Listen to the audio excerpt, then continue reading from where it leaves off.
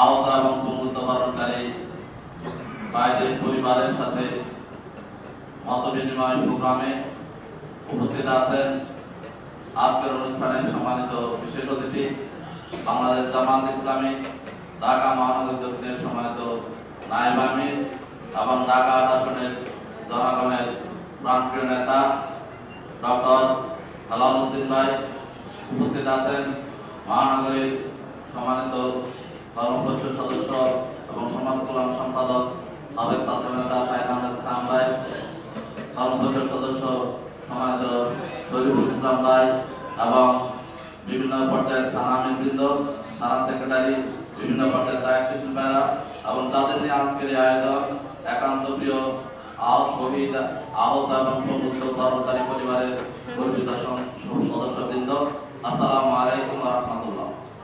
আমরা আল্লাহর শুকরিয়া আদায় করছি যে আজকে আমরা শহীদ পরিবারের সদস্যদের নিয়ে এরকম একটা আয়োজনে আমরা শরীক হতে পেরেছি, সেজন্য আল্লাহর শুকরিয়া আদায় করছি আলহামদুলিল্লাহ।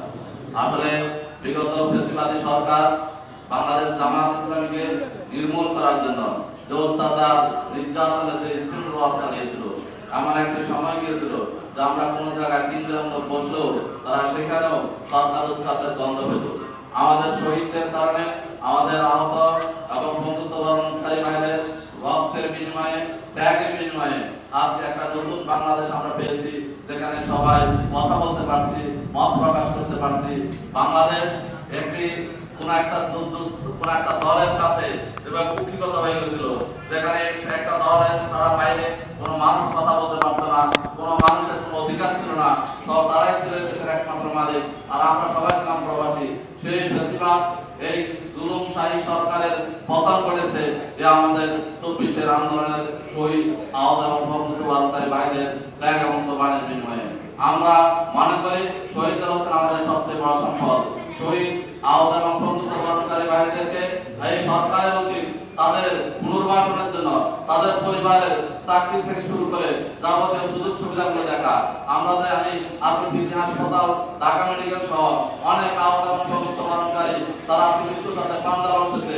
তাদের কাছে বিদেশে উচ্চ চিকিৎসার যে ব্যবস্থা করা দরকার ছিল, কিন্তু আজকে অন্তর্বর্তীকালীন সরকার সেখানে অনেক বেশি নজর দেওয়া দরকার।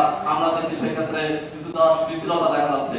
পাশাপাশি আজকে তারা অন্যান্য দল আছে যারা নির্বাচন চান, যারা আজকে ক্ষমতায় যেতে চান, কিন্তু আহত বন্ধুত্ববরণকারী এবং শহীদ পরিবারের পুনর্বাসনের জন্য তাদেরকে আমরা পাশে পাই না। আমরা দেখি বাংলাদেশ জামাত ইসলামী একমাত্র সংগঠন যারা শহীদ পরিবারকে প্রতি পরিবারকে 2 লক্ষ টাকা করে দিয়েছে, আহতদের চিকিৎসার জন্য ব্যবস্থা করেছে এবং সকল পরিবারের পাশে দাঁড়িয়েছে। আমরা মনে করি আগামী দিনে এই একটি কল্যাণমূলক একটি ইসলামী রাষ্ট্র গঠন করার জন্য আমাদের আহত বন্ধুত্ববরণকারী এবং শহীদ পরিবারের সদস্যরা অবশ্যই বাংলাদেশ জামাত ইসলামীর পক্ষে ভূমিকা রাখবেন এবং আমরাও বাংলাদেশ জামাত ইসলামীর পক্ষ থেকে আপনাদের যে কোনো প্রয়োজনে যখন আপনারা যেভাবে আমাদেরকে স্মরণ করবেন আমরা আপনাদের পাশে থাকবো ইনশাআল্লাহ। আমরা মনে করি যে স্বপ্ন থেকে 24 জুলাই বিপ্লবে আমাদের শহীদ পরিবারের সদস্যরা জীবন দিয়েছেন, আহত হয়েছেন, বন্ধুত্ববরণ করেছেন, কিন্তু সেই স্বপ্ন আজকে একটি দুষ্টির কারণে, একটি চক্রের কারণে আজকে সেটি নস্বাত হতে বসেছে। আজকে আমাদের চিন্তায় চাঁদাবাজি, সন্ত্রাস আজকে মানুষকে আজকে আবার ভীত করে তুলছে। আমরা মনে করি আমরা একসাথে 17 বছর আন্দোলন সংগ্রামে ছিলাম, রাজপথে লড়াই করেছি, আমরা একটা নতুন বাংলাদেশ নির্মাণের জন্য আমরা লড়াই করেছি। 24-এর শেখ হাসিনার পতনের পরে সবাই ভেবেছিল এরকম আর কোন সন্ত্রাস থাকবে না, চাঁদাবাজ থাকবে না, কোন ধরনের শিক্ষা প্রতিষ্ঠানে কোন ধরনের সিট বাণিজ্য হবে না, কিন্তু আবার কেউ আমাদের এই দেশকে আবার পিছিয়ে নিয়ে যাওয়ার ষড়যন্ত্র করেন, চক্রান্ত করেন।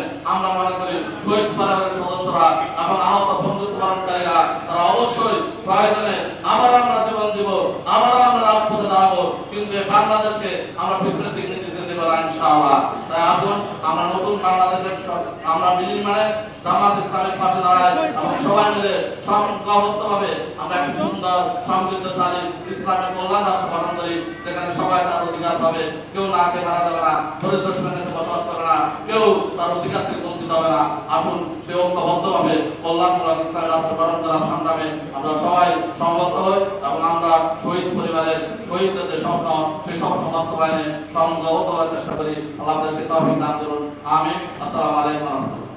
সম্মানিত শহীদ পরিবারের গঠিত সদস্যবৃন্দ, আহত ভূমিত ভাই এবং বোনেরা, এ পর্যায়ে কথা বলার জন্য আমি সবিনয় করছি ঢাকা মহানগরী দক্ষিণের মধ্যেশ্বরার অন্যতম সদস্য